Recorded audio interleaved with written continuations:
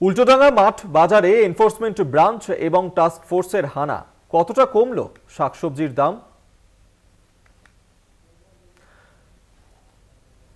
উল্টোডাঙ্গার মাঠে সেখানেই বাজারে এনফোর্সমেন্ট ব্রাঞ্চ তারা সেখানে গিয়ে পৌঁছায় এবং সেখানে গিয়েই আজকে তারা অভিযান চালান। যেভাবে নিত্য প্রয়োজনীয় জিনিসের দাম, শাকসবজির দাম ক্রমশই বৃদ্ধি পাচ্ছে এবং তা কতটা নিয়ন্ত্রণে আনা সম্ভব হচ্ছে সেই নিয়েই কিন্তু আজকে তারা এই মুহূর্তে বাজারে গিয়েছেন। উল্টোডাঙ্গার মাঠ বাজারে সেখানেই পৌঁছেছেন, সেই ছবি তুলে ধরছে দুর্গাদাস বন্দ্যোপাধ্যায়। এই মুহূর্তে আমাদের সঙ্গে টেলিফোনে রয়েছেন প্রতিনিধি। দুর্গা, কি খবর পাচ্ছ? উল্টোডাঙ্গা মাঠে সেখানে আজকে গিয়েছেন এনফোর্সমেন্ট ব্রাঞ্চের আধিকারিকরা এবং টাস্ক ফোর্স, তারা হানা চালাচ্ছে।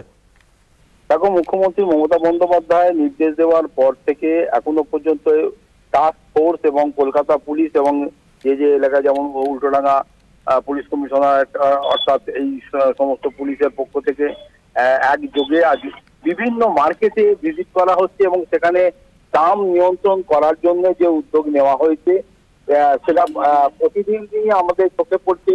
শহর কলকাতা বিভিন্ন প্রান্তে বিভিন্ন বাজার, সে টালা থেকে টালির যত মার্কেট আছে সব জায়গাতেই এনফোর্সমেন্ট ডিরেক্টরেটের আধিকারিক থেকে আরম্ভ করে সবাই যাচ্ছেন। কিন্তু প্রশ্ন একটা থেকেই যাচ্ছে যে উল্টোডাঙ্গা বাজারেও আজকে যে ছবি লক্ষ্য করা গেছে যে 15 টাকা 20 টাকার বেশি কিন্তু গত কয়েকদিনের এই যে সরকারি উদ্যোগ তাতে কিন্তু দাম কমেনি।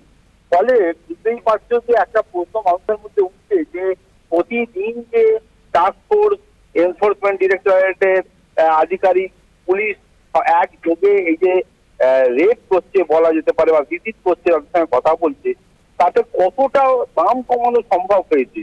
বিগত বছরগুলোতে যে সময় দেখা গেছে যে দাম প্রায় অর্ধেকের কাছাকাছি বা অর্ধেকের থেকে কিছুটা বেশি, সেই জায়গায় দাঁড়িয়ে কিন্তু দেখা গেছে যে এবারে এই বর্তমানে যে ভাড়া, সেই ভাড়া বর্তমানে যে সবজির দাম, সেই দাম কিন্তু কন্ট্রোল করা সম্ভব হয়নি এবং মানুষ কিন্তু এটা খুশি না। মানুষের মাটির থেকে উঠছে, তার কারণ হচ্ছে যে এই 20 টাকা করে 15 টাকা করে দাম কমাতে মানুষের কিন্তু কোনো সুরাহা মিলছে না।